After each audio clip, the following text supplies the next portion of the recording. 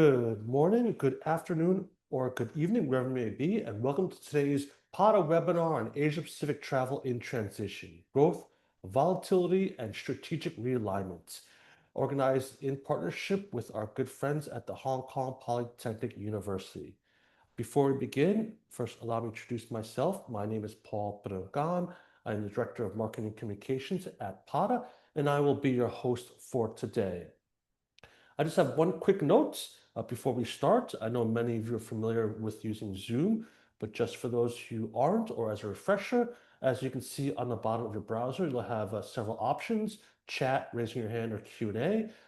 Any questions for our speaker after his presentation, feel free to drop it within the Q&A function as shown on the screen at the bottom of your browser. However, please don't put any questions using the chat function. Use that. You can engage with other participants, say hello, but any questions specifically for our speaker, please use the Q&A function as shown on the screen here. All right, without further ado, before we get to our presenter, please welcome to give his welcome remarks the CEO of the Pacific Asia Travel Association, Mr. Noor Ahmad Hamid. Good morning, good afternoon, or good evening to everyone joining us from around the world. It is my great pleasure to welcome you to today's PATA's webinar, Asia Pacific Travel in Transition, Growth, Volatility, and Strategic Realignment. On behalf of the Pacific Asia Travel Association, thank you for taking the time to join us for what promises to be a timely and insightful discussion on the evolving state of tourism across the Asia Pacific region. As we move deeper into 2026, the travel and tourism industry continues to demonstrate remarkable resilience.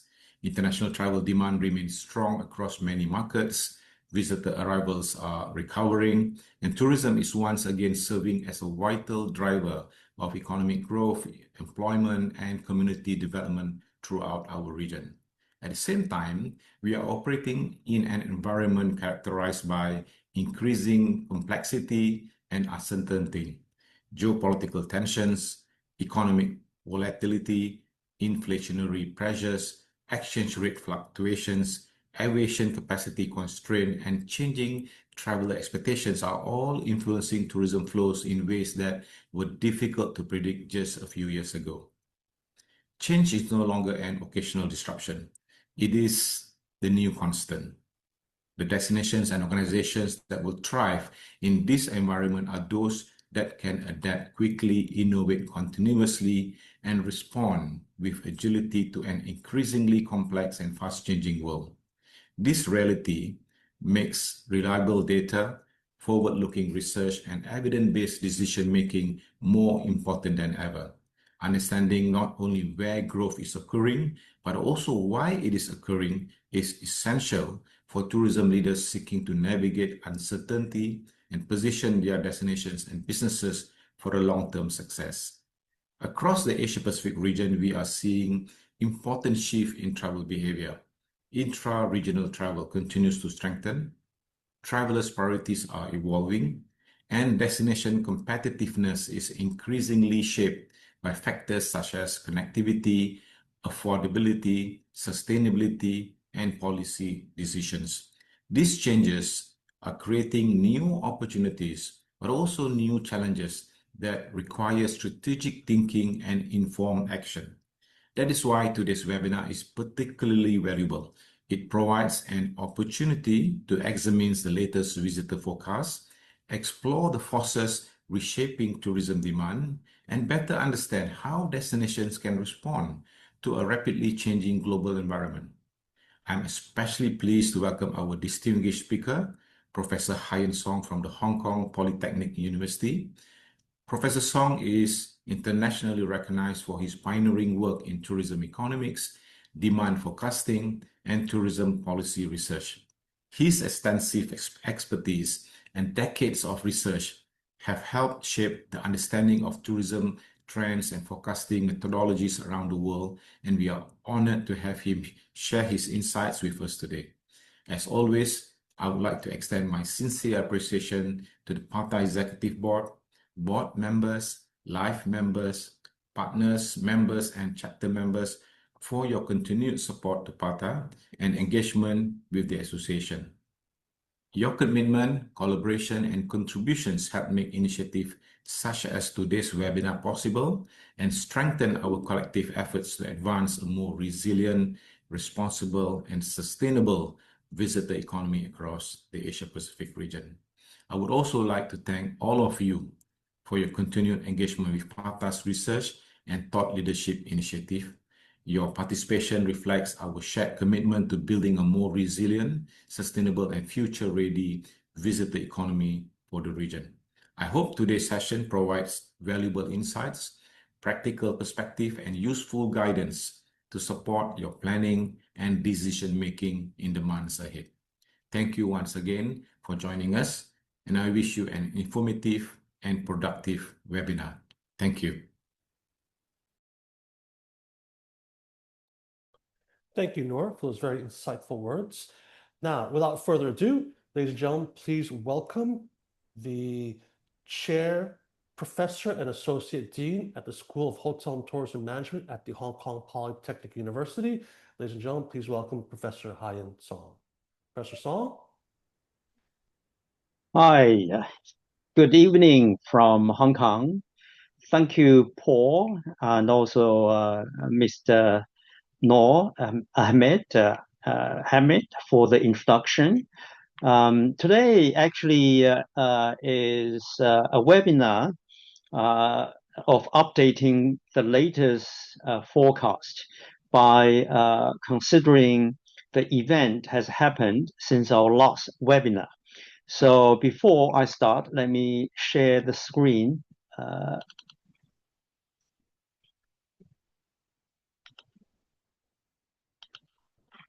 Okay, so as I said, this is an update of our forecast since last webinar. I think this in February, by taking in consideration of the latest event, such as the war in the Middle East, and also economic and geopolitical political development of recent months. So this is the agenda which I will go through today. I will first introduce the background, the information that related to this forecasting project, and also I will then present the inbound forecast, followed by the South market forecast, and I will conclude with some takeaways. So let's look at the factors that may affect future tourism demand.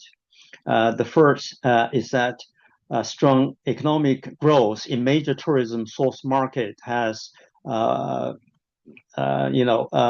propelled the development of tourism in certain destinations, especially Asia, continue to be a powerhouse that generate economic expansion. Also, developing economies in Asia and the Pacific were forecast to grow overall by 4.7% in 2025.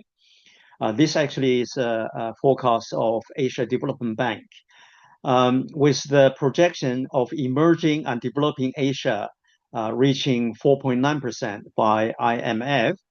So in this forecast, which would actually indicate there were considerable impact on the tourism demand, because the demand is largely depend on the consumer income. If there's a high growth in economic development, then it's likely would drive the tourism demand up. And also the prolonged Ukraine war, together with the Iran war, and also the status of the Strait of Hormuz situation, actually also impacted the tourism demand in the region, especially those wars, and also the Strait of Hormuz situation has diverted the demand for tourism in other countries, especially in the Middle East, towards Asia Pacific, Asia, especially Southeast Asia and Northeast of Asia. So these factors is of the benefit to these regions, but of course it will influence tourism demand in the Middle East and other destinations surrounded. And also the agentic AI development also played a role in terms of shaping tourist destination choices, because if the destinations are very AI friendly, especially for the younger generation, it's very likely the younger generations, when they choose travel destinations, they are more likely to travel to the destinations where the technology meet their requirement in terms of trip planning and also design of itineraries and so on and so forth. So these are the major forces that shape the demand for tourism in Asia Pacific over the next few years. So our forecasts basically have taken account all these possible influencing factors in the modeling exercise in generating the forecast for the next 3 years.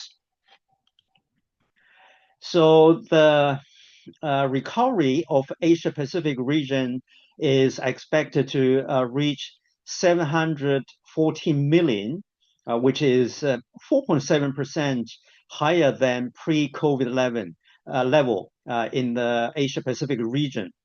The total arrivals are expected to hit 789.2 million in 2028, which is 15% higher than 2019. As you can see, Asia Pacific as a destination will experience a tremendous growth over the next few years.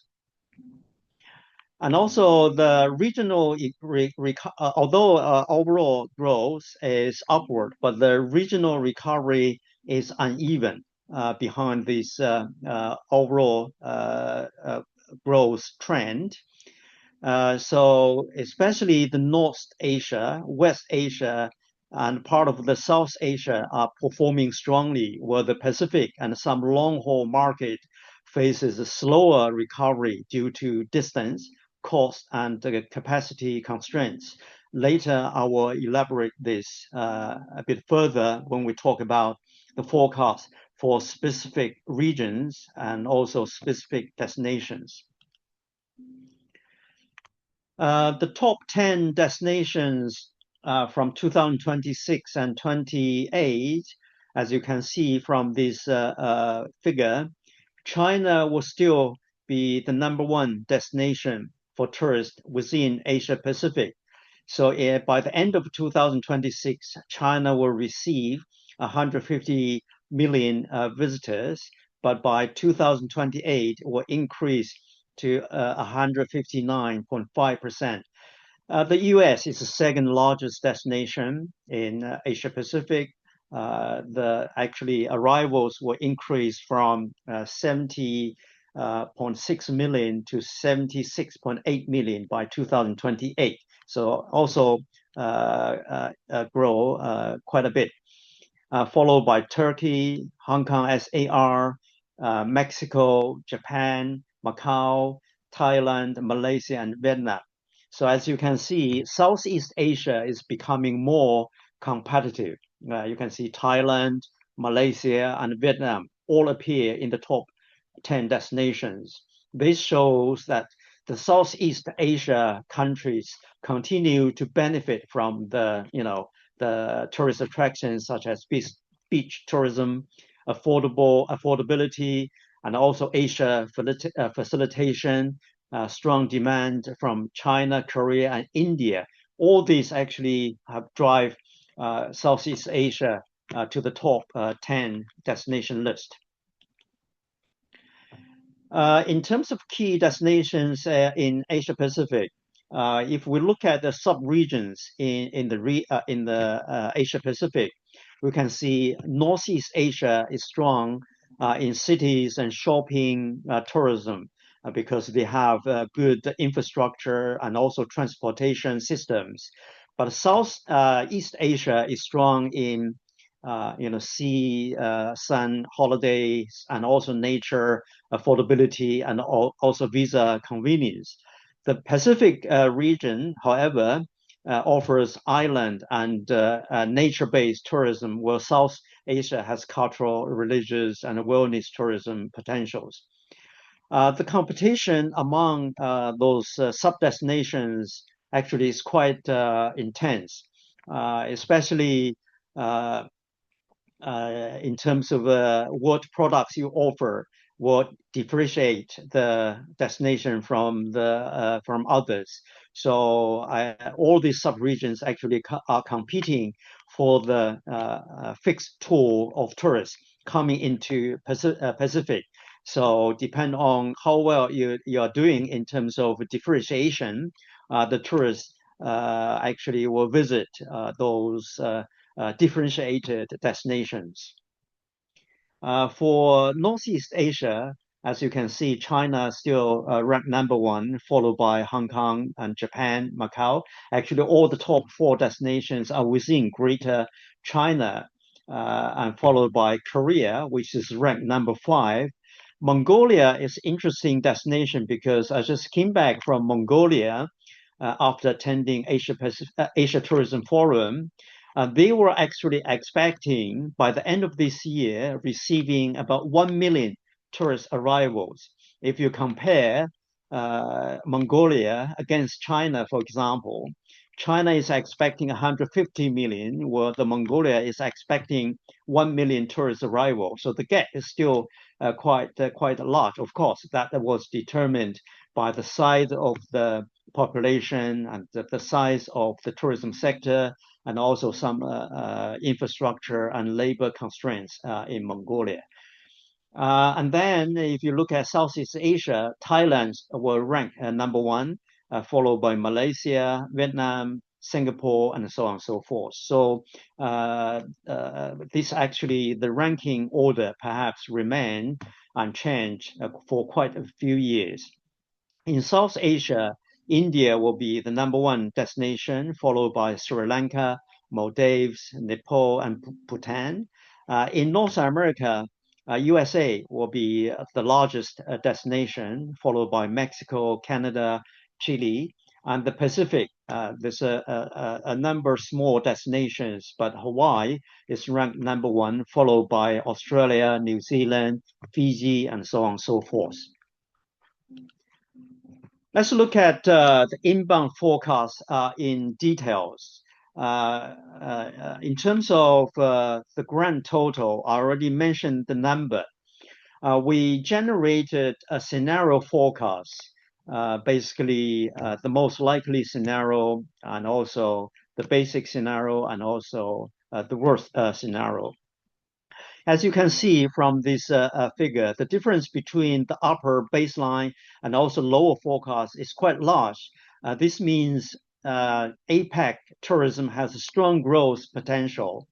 This means actually, but it's still vulnerable to external shocks such as geopolitics, economic slowdown, health concerns, and also climate-related disasters. All these factors actually will play a role in terms of the future growth potentials. The growth drivers mainly include the improved income level and the strong demand from key source markets such as China and also Southeast Asia and also maybe India as well. So those are strong push factors. When consumers' income increases, it's very likely they will have international travel that will push the demand for travel to Asia Pacific, within Asia Pacific. And also AI-driven experience will also enhance the future demand, especially in China.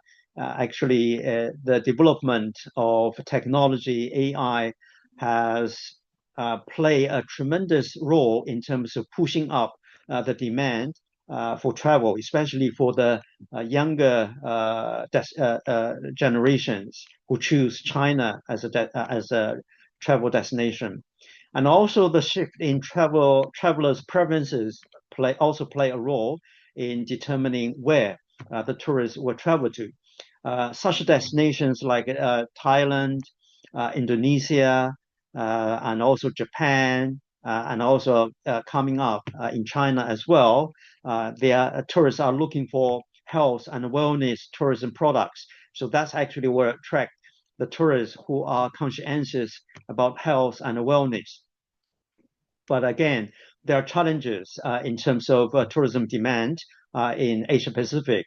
The first major challenge is the increased cost due to war in Ukraine and Iran, and also the geopolitics conflict between the US and the rest of the world also drive up the cost of travel and also change the preferences of the tourists in terms of destination choices. Some destinations will benefit, some destinations will actually lose in terms of these geopolitical conflicts between US and other countries, especially the trade war. Let's look at the subregions inbound forecast. Let's look at Americas first. So the recovery will remain pretty stable, but it will probably not recover to the pre-COVID level by the end of this year. It is predicted there will be about 98.8% recovery as compared with the pre-COVID level. By 2028, it's predicted that 164 million visitors will be visiting the Americas. So North America airlines follow, the principle of high yield passengers, prioritizing the mixture of business and VFR demand. This actually will, to some extent, limited the growth of tourists into Americas. But since they are focusing on high-end tourists, although the number growth may be slow, but in terms of the income generation, which may actually grow quite significantly. But since we are only forecast arrivals, next stage, we're going to look at how this will benefit in terms Americas in terms of income generation from tourism. As I mentioned earlier, the ongoing trade war between US and the rest of the world also will influence the demand for tourism in North America, especially the US. So this actually are the trend in terms of tourism arrivals to America from 2026 to 2028. In terms of Northeast Asia, among all the APEC subregions, Northeast Asia features the largest market share since 2023. It expects about 357 million visitors by the end of 2028. The full recovery by the end of 2026. So by the end of this year, actually this region will be fully recovered. They will expect 331 million visitors, which is 9.5% higher compared with pre-COVID level, especially 2019. The reason why the growth exists is because the currency depreciation in Japan and also China's unilateral visa-free policy actually fueled the growth in China, but also there's some spillover effect to other destinations within Northeast Asia. But there's also other factors such as the instability in the Middle East actually enhances this region's competitiveness as an international destination because Northeast Asia has seen to be a safe destination. So there's a very few incidents in this destination has caused worry of international tourists. Because the war in the Middle East, there's a lot of tourists divert their demand from Middle East to Northeast Asia. So that actually helped in terms of tourism growth in Northeast Asia. In terms of South Asia, among the APEC subregions, South Asia features a smallest market share, which is only 2.5% of the total tourist arrival within Asia Pacific. By the end of 2028, it will receive about 20 million visitors. Although the number is small, but it's actually 27.5% higher than 2019 level. So actually, in terms of growth, it is second fast recovering sub-region. Later, we will compare with another region, which is Western Asia. The reason for this region's growth is because this region has abundant natural and cultural resources, along with relative low travel costs. And also their marketing promotion is quite strong in terms of promoting their tourism, not only within Asia, but also outside of Asia Pacific.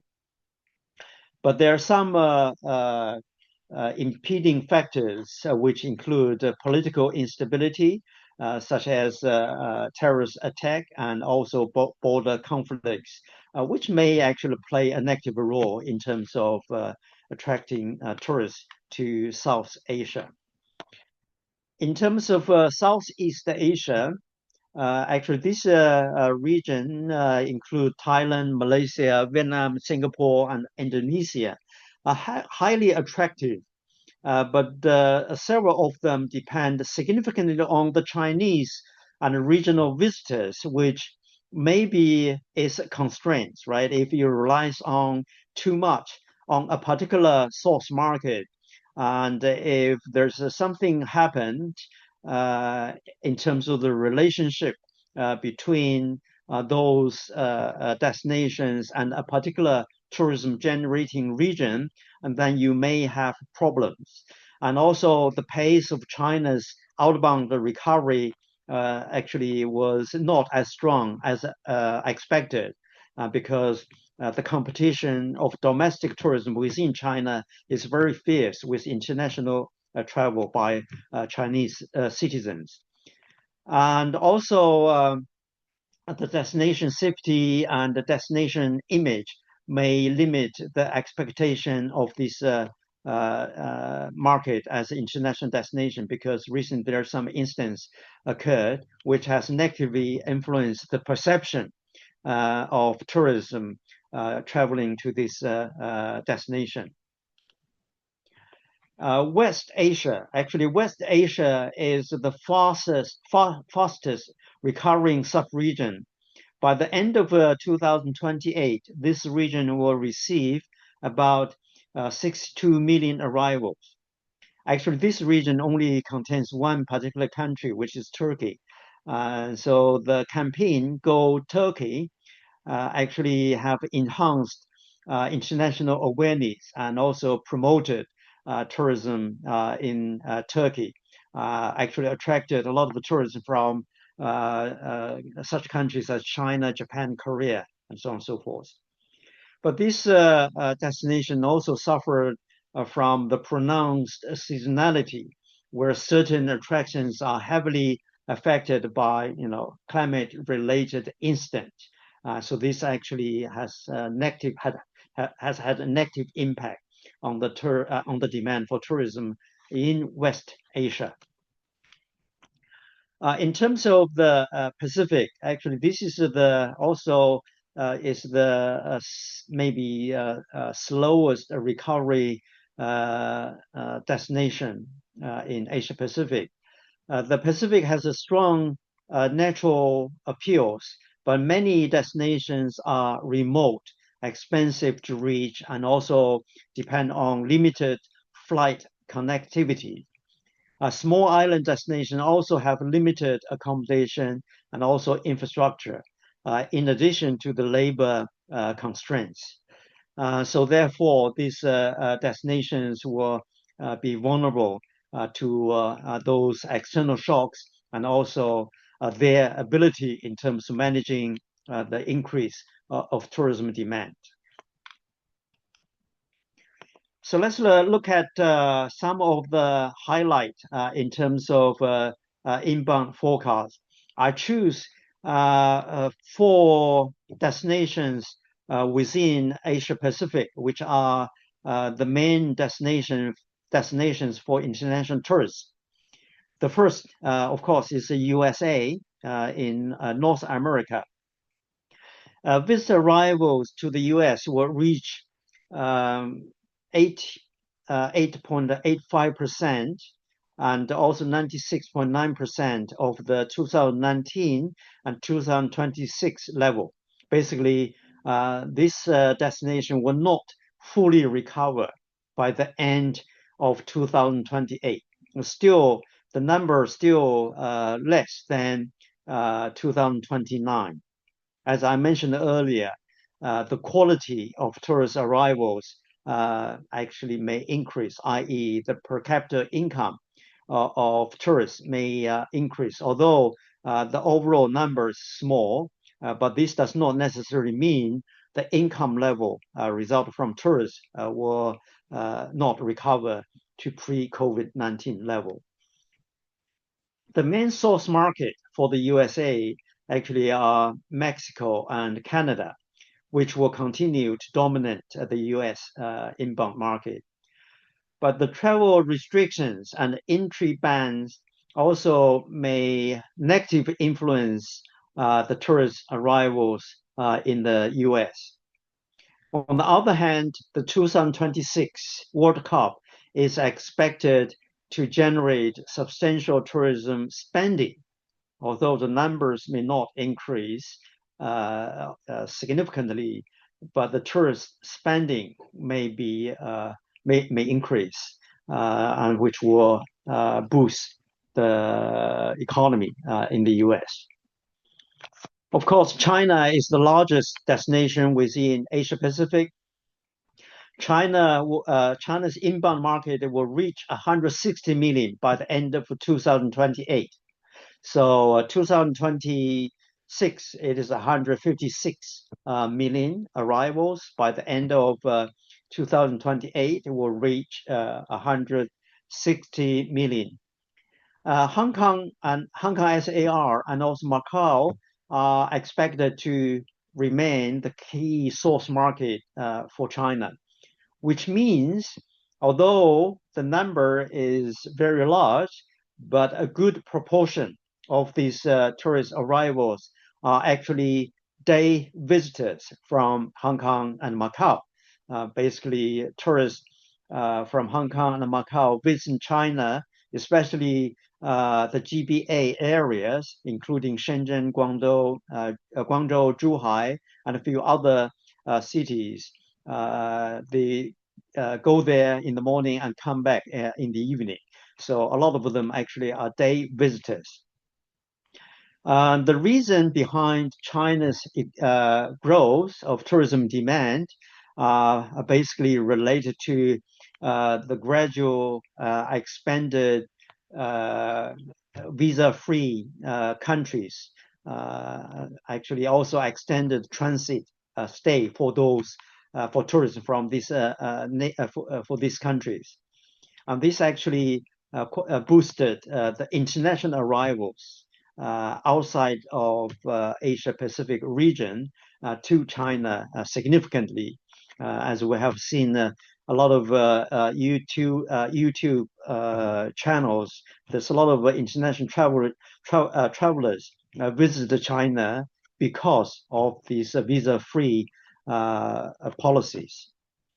And also the price competitiveness and also service quality is another factor that drives the demand for tourism in China. We see the increasing number of tourism from Macau and Hong Kong are visiting China nowadays.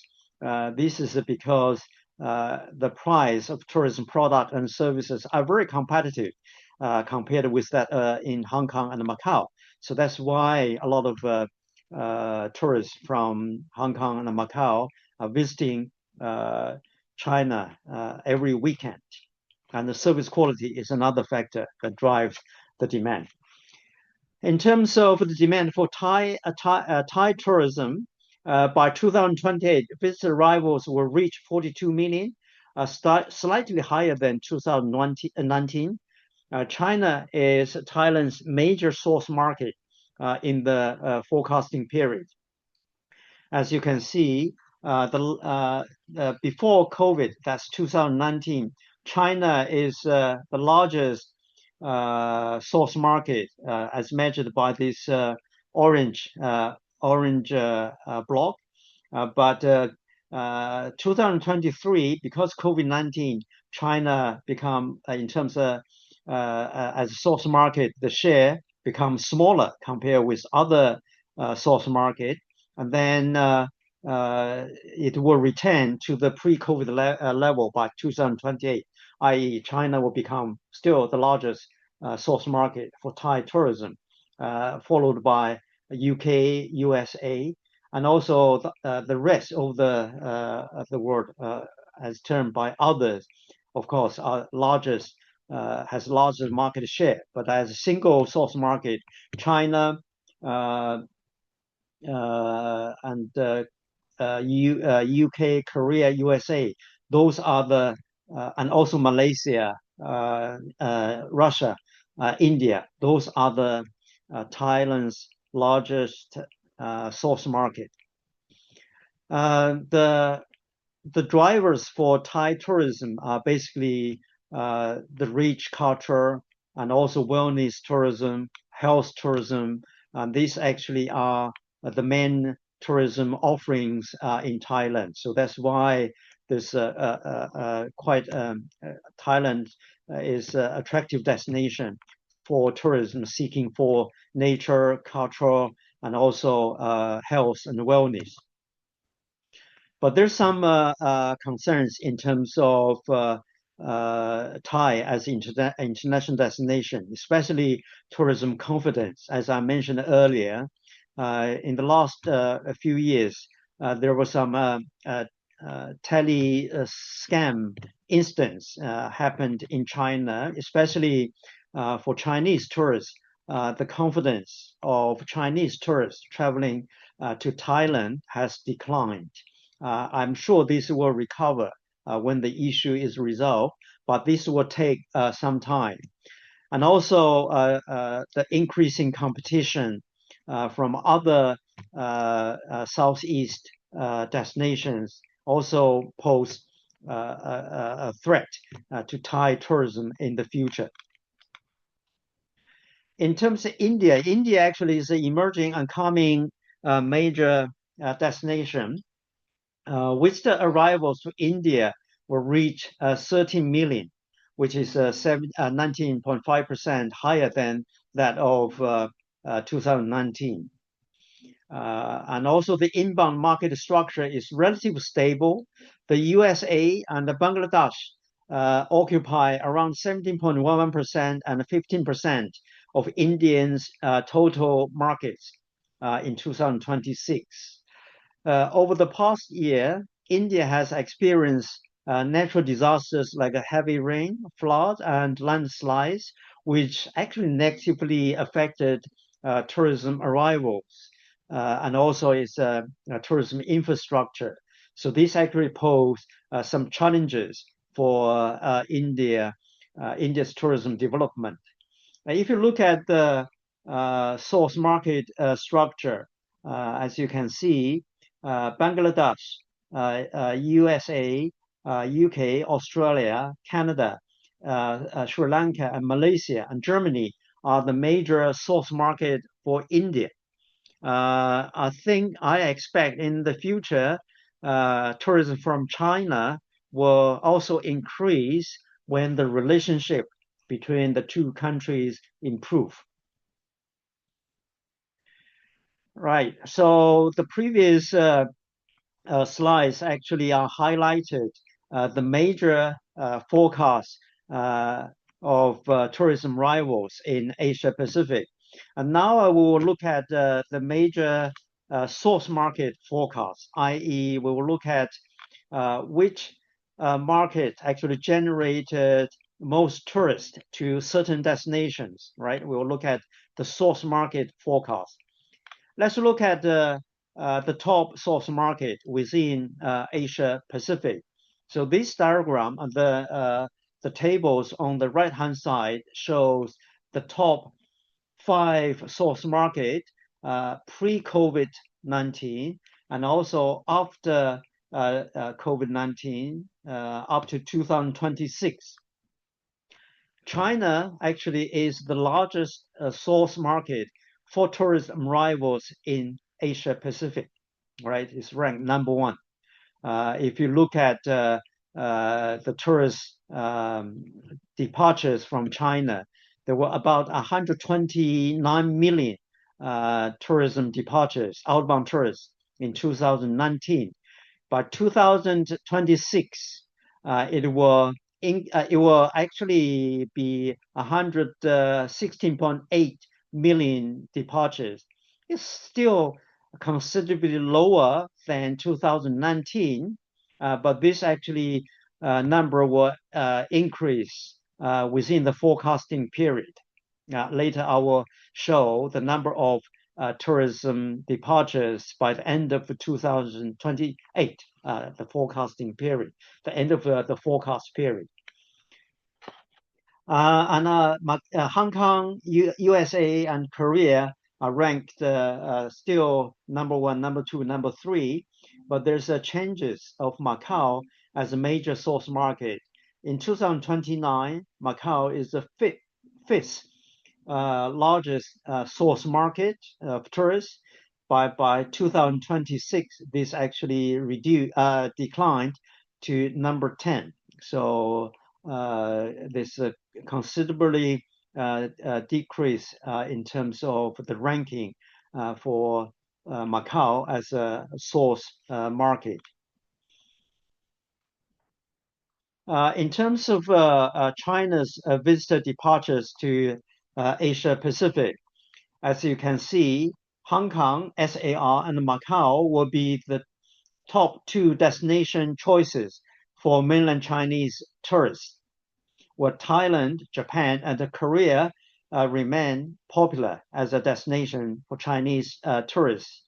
Chinese Taipei's destination ranking will drop from the 4th place in 2026 to 15th place 2028. This will be mainly because of the tensions between the Taiwan Strait, right? So the political tensions between mainland China and Chinese Taipei has been increasing over the past couple of years. And this actually will negatively influence the number of tourists visiting Chinese Taipei.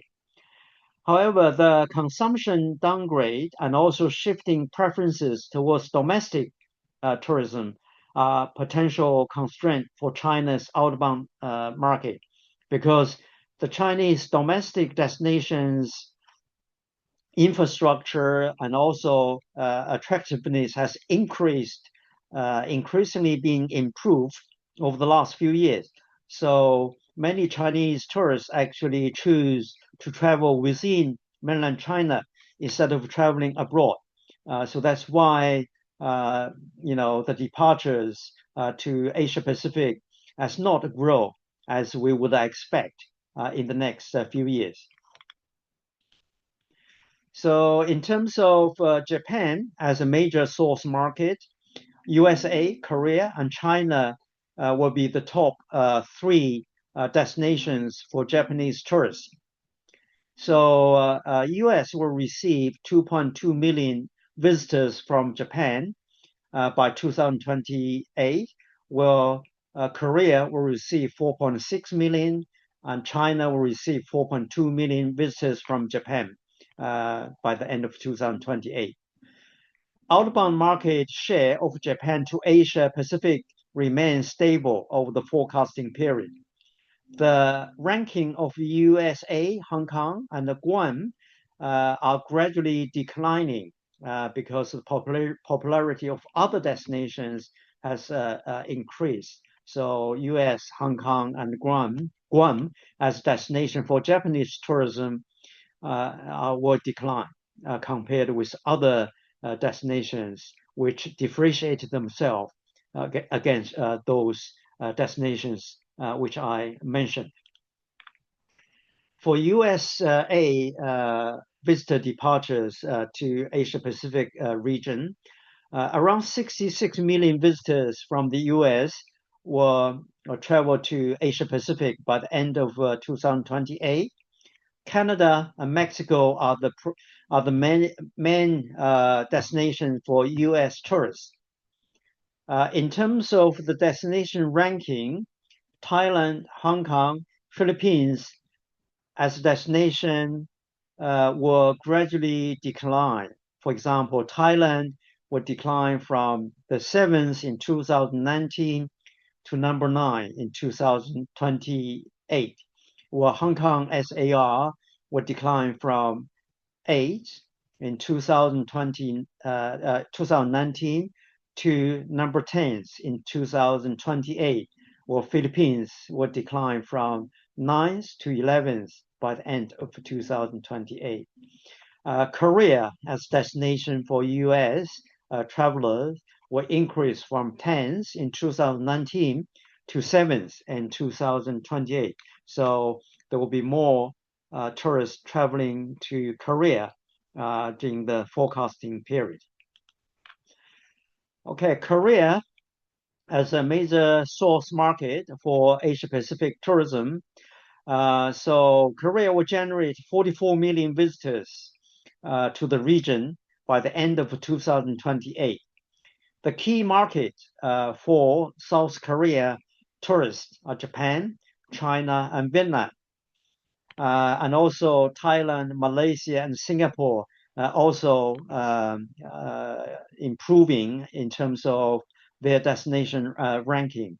But Guam is projected to lose its popularity, dropping from 9th place in 2019 to 14th in 2028. So there's some slight changes in terms of destination rankings for Korea tourists, but overall, the destination rankings are quite stable over the forecasting period. So these actually are the source market forecast for the destination. Now let's look at the key takeaways for these forecasts.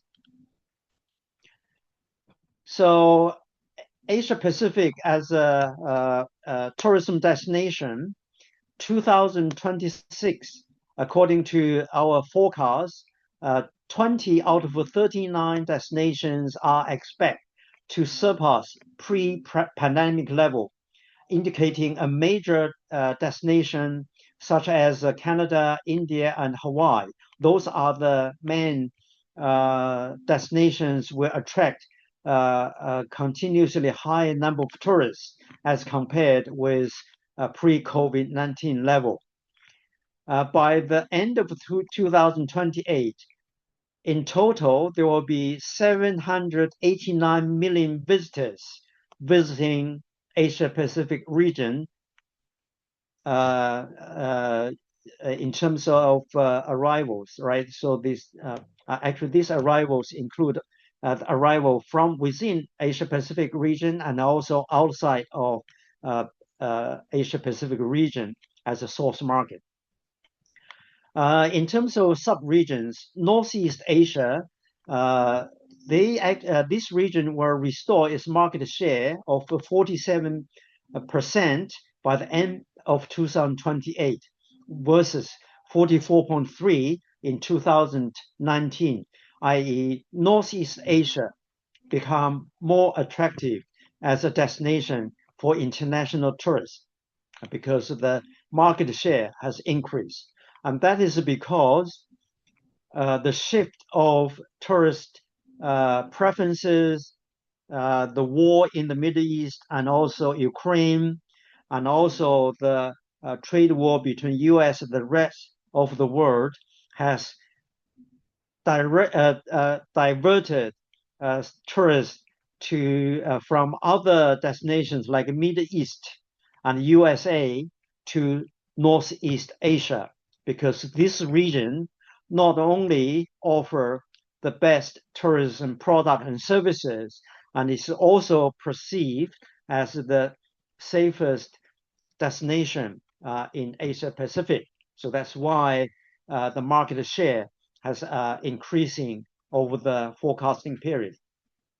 In terms of West Asia, this actually is the fastest growing region. By 2028, actually, the number of visitor arrivals will be 36.8% higher than 2019.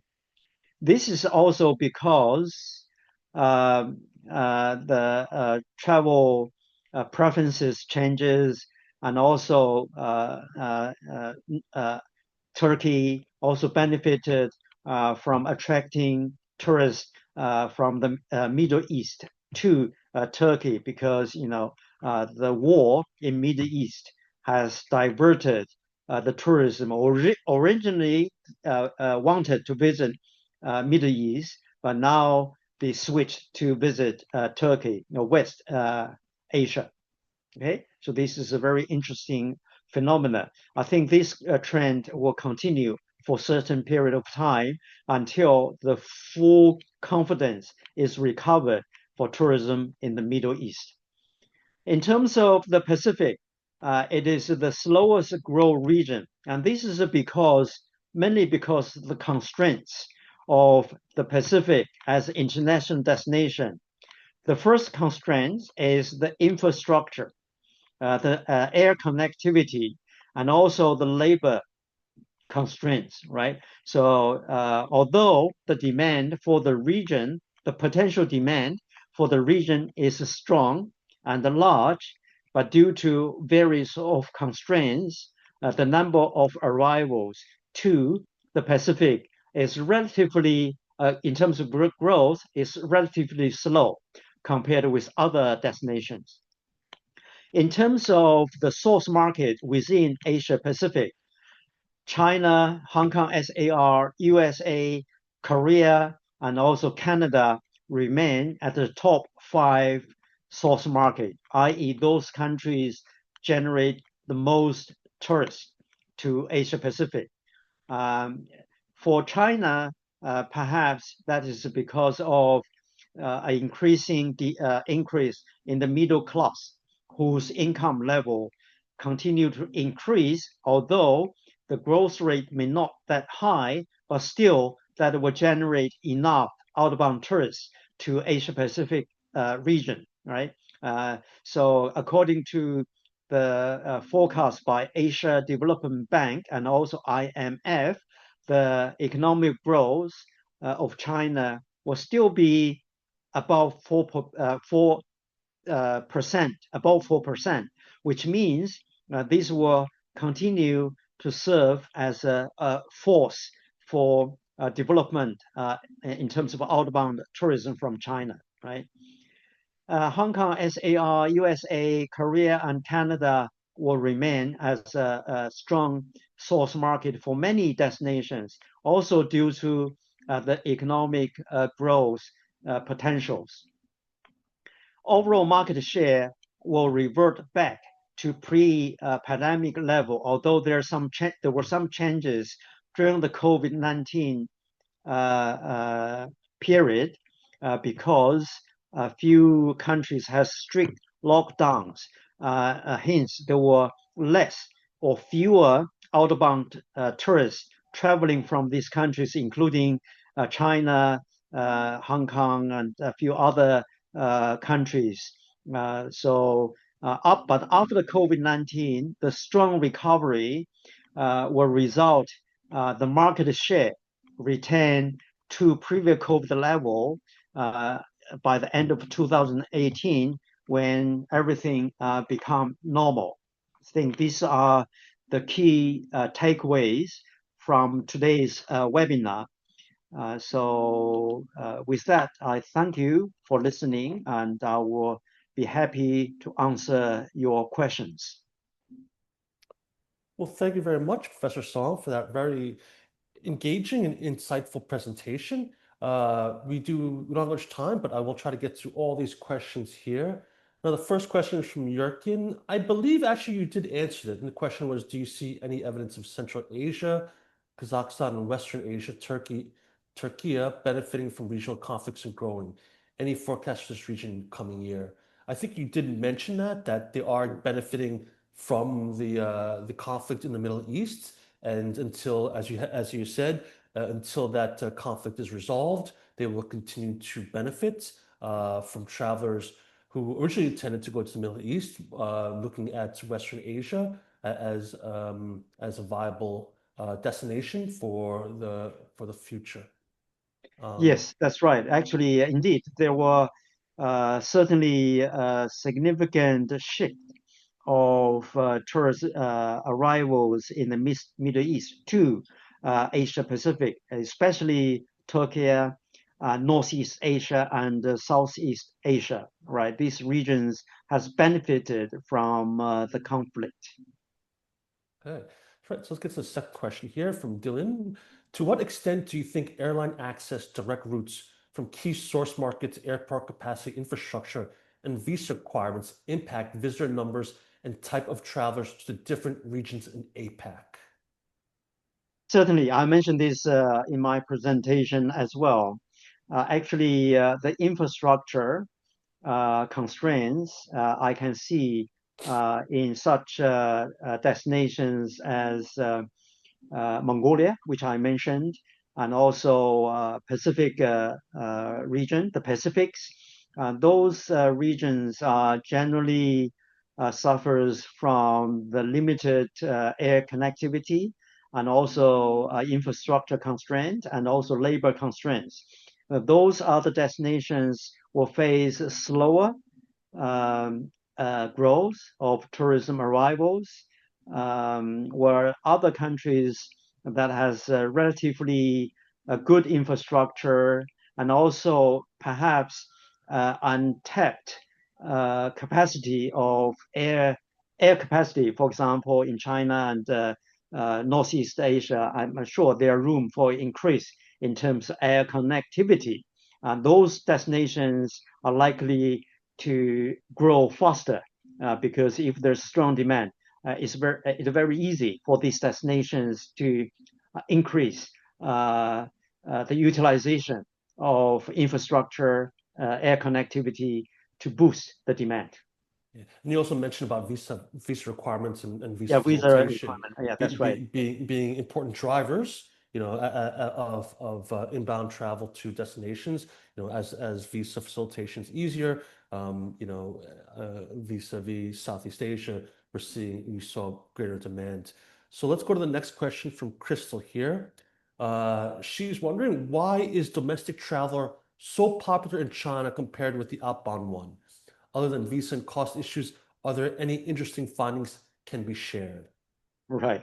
This is a very good question. Actually, I only mentioned that the competitiveness of domestic tourism in China has improved due to the infrastructure improvement. In addition to that, the geopolitical tensions between US, China, and also to some extent between China and Europe also play a role because the visa situation is not as good as preferable as before. You see a lot of Chinese visitors application for visa been declined by certain destinations, and also the political conflict between China and the Western regions has also increased the inconfidence of traveling to these destinations, and they were worried about potential incidents that may affect their experience, right? So this is another sensitive issue that actually lead to the increase in domestic tourism in China. I'll go to the next question, but I want to turn my camera off as you answer this question because I have to just move to another room. Right, But sure. the question here is, Philippines has, oh no, kindly justify the strong outbound travel forecast from Japan to China in 2026 to 2028 in view of the escalating Sino-Japanese geopolitical tensions. Right, this is actually a good question. The forecast shows that the number of visitors to Japan actually declined, but the reverse is not true. Actually, still see some slight increase of visitor arrivals from Japan to China. I guess we will continue to monitor the situation, whether this will negatively influence the number of arrivals from Japan to China in the next couple of years. I think most of the visitors from Japan to China actually, it's not most, a large proportion of the visitors from Japan to China are business visitors. And there's a lot of Japanese business in China. So doesn't matter what happened, the business travelers will continue to visit China for business purpose.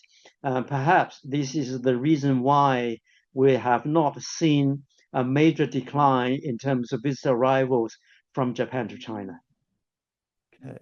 All right. So the next question here we have is, Philippines has been among the top Asia destinations for outbound travelers from the United States since pre-pandemic, with growing momentum observed in 2026 Q1.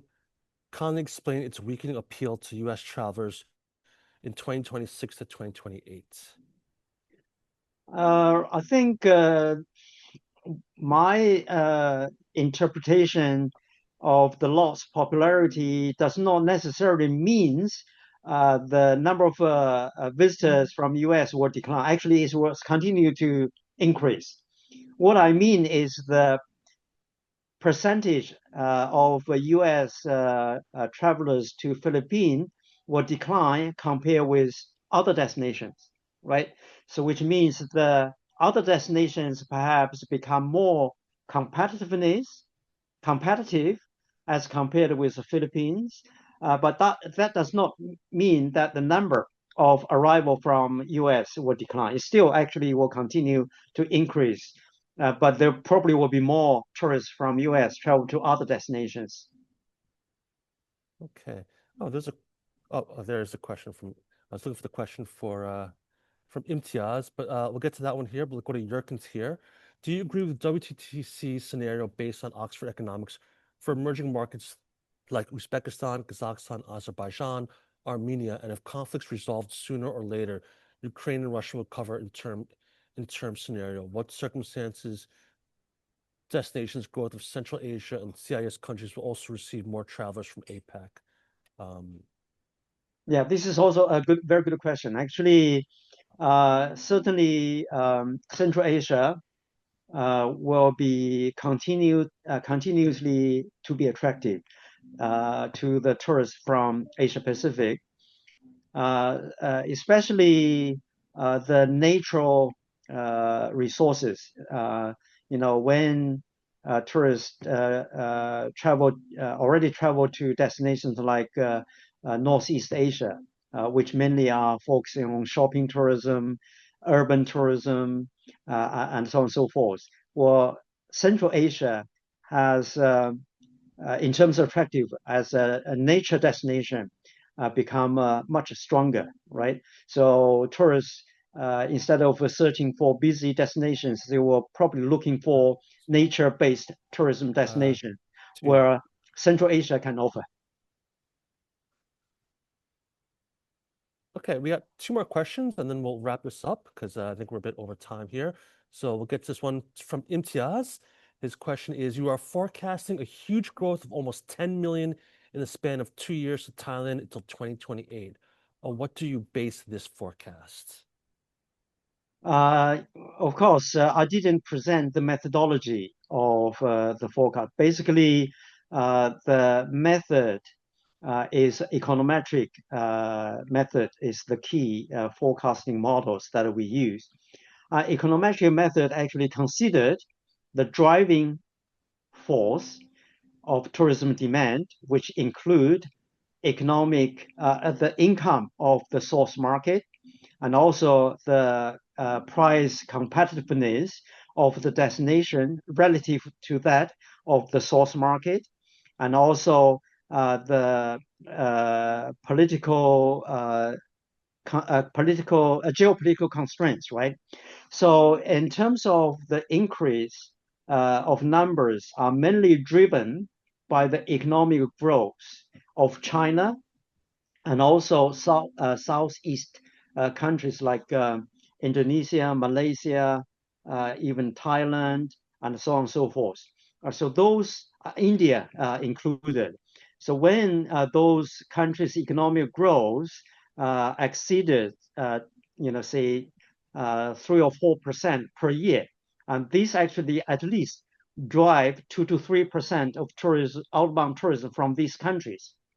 Think about China, the size of population, right? If the 4% increase in GDP, normally the income level, income elasticity of tourism demand is about 1.5% to 2%, which means 1% increase in GDP in the destination, in the source market, would drive at least 3% increase in outbound travel from China, right? So if you multiply by 2% or 3% or even 5-6% increase of outbound tourism from China, you can see how many tourists were traveling from China abroad, right?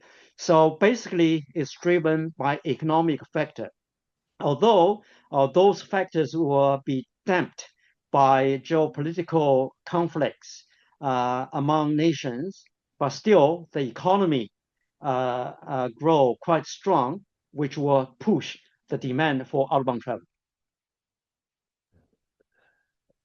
All right. Well, thank you very much. Okay, we have this question from Ruyo Wang, and it is, thank you very much for Professor Song for his excellent presentation.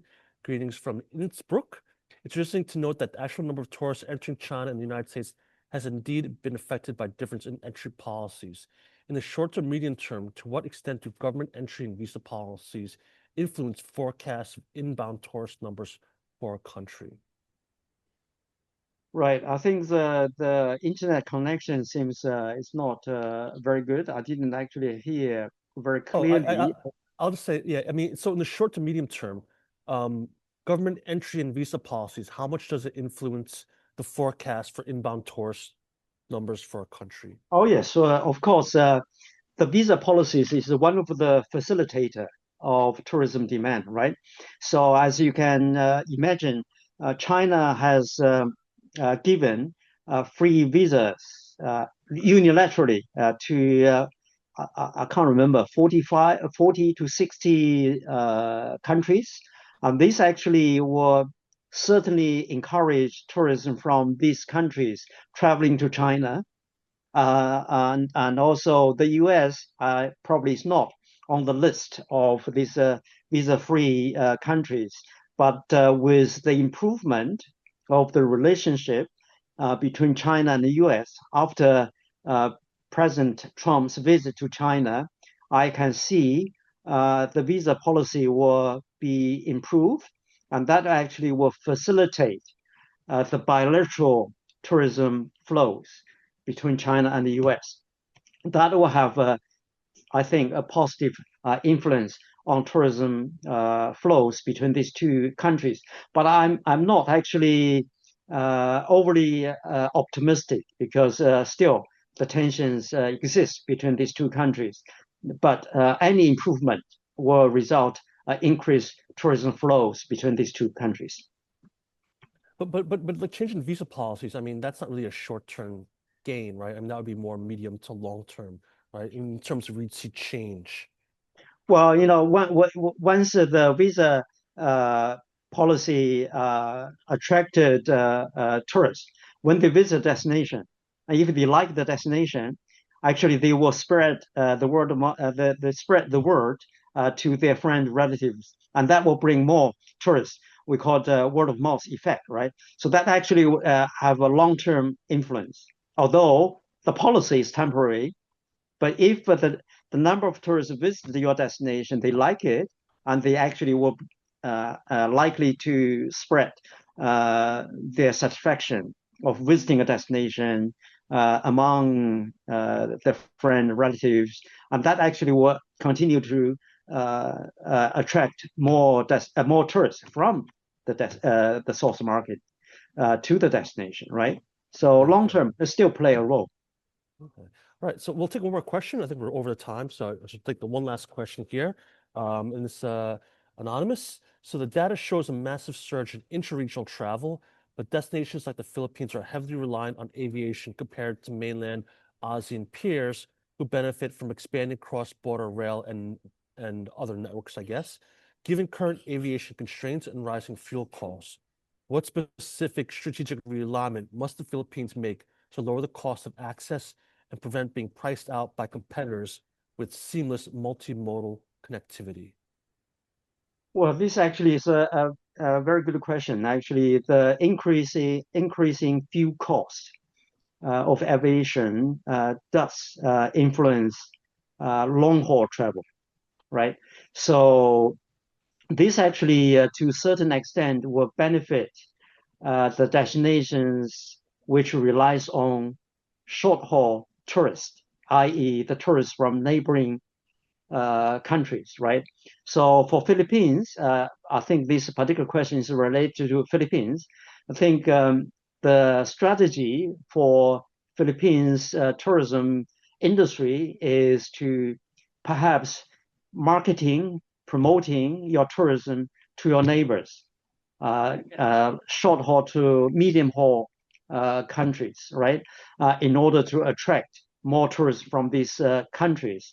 Secondly, in terms of connectivity, of course, alternative to air travel to Philippines, high-speed rail, even cruise type of tourism, some transport means that you can consider to attract tourism from your neighbors, right? I don't know what is the situation, railway situation in Philippines. I think in order to attract tourism from Southeast Asia, of your neighbor countries, perhaps the railway system can be improved to attract tourism from land, right? Travel.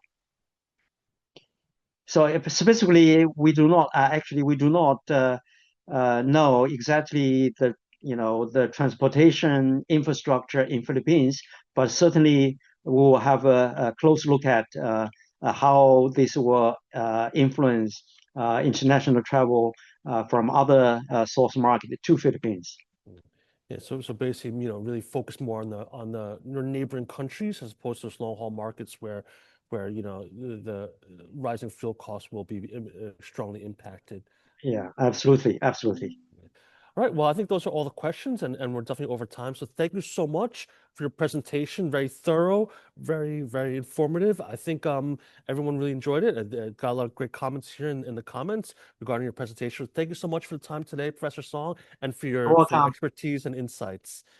Thank you very much. Okay, bye-bye. Bye-bye. So as Professor Song leaves, I will just do a quick wrap up here before we close out today's webinar.